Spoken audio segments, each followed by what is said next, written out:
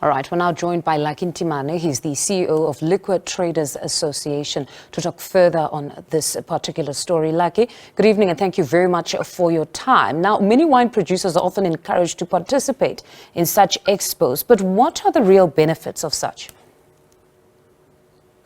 Thank you so much for the opportunity. But also, firstly, let me start by thanking Proudly SA for such a wonderful initiative that brought together local-based wines.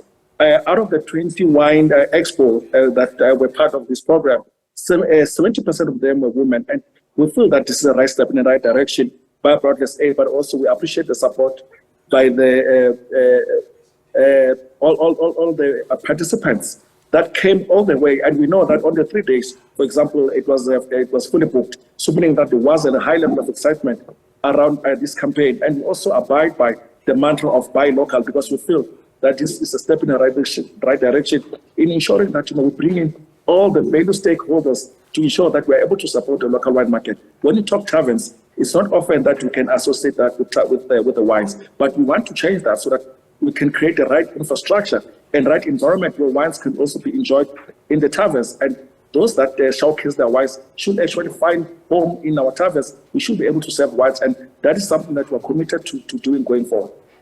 So I suppose the expo was all that what it was promised to be, because Proudly SA had stressed that this would be a great opportunity for the producers to interact with retail buyers and other industry players.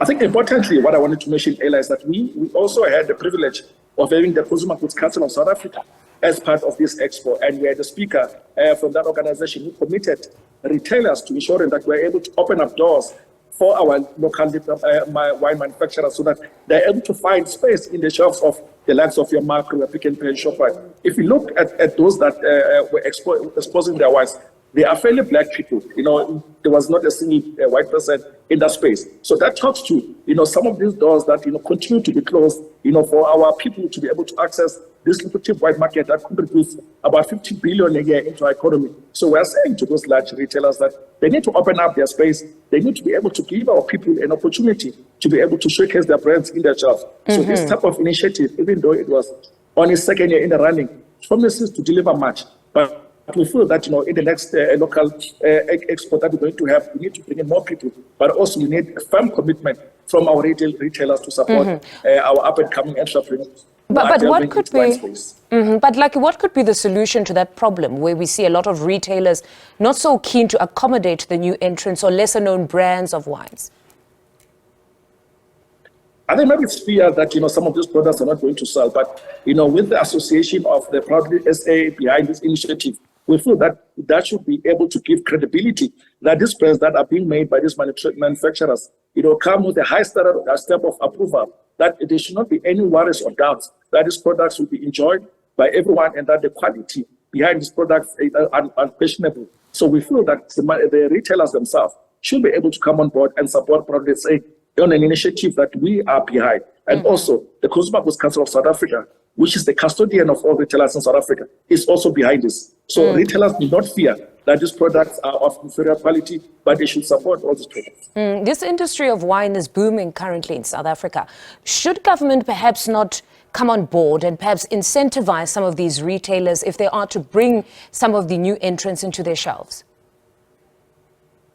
I think for any idea that will seek to support the growth of this space, which is a niche space for our people, should be supported by everyone. And surely, the DTIC, through the Proudly SA, can push through an agenda of incentivizing retailers to be able to give opportunities for some of these wine manufacturers to be able to have them on their shelf. So this is a wonderful initiative that we should be able to pursue, all of us. No, it's most certainly commendable. But what would be your advice then to those that are on the cusp of starting a wine brand or toying with the idea at this stage, especially because you were there throughout this 3-day expo and you saw that mostly the new entrants or lesser known brands are those of women, particularly black women? I think anyone who has an idea to produce any product, be it wine or any other product that can be mass produced to satisfy the needs of our consumers or customers should be pursued. We commend the bravery of all these Muslim women who have gone out there to start something from scratch, to start this wine brands. This is something that we should all be commending, we should all be supporting. So I will even say go as far as to say we should try some of these wines ourselves. We should buy local, not only with wines, but with many products in the country that is suffering from massive, high unemployment. If we buy local, we are able to support the jobs of this country, but also we are able to support the manufacturing space of this country. So all of us, we should be incumbent upon us that we support this country, but also we support the products that are manufactured in this country. And in this instance, we should buy local wines. All right, Lucky, thank you very much for your time this evening. That was CEO of the Liquor Traders Association, Lucky Ntimane, speaking to us.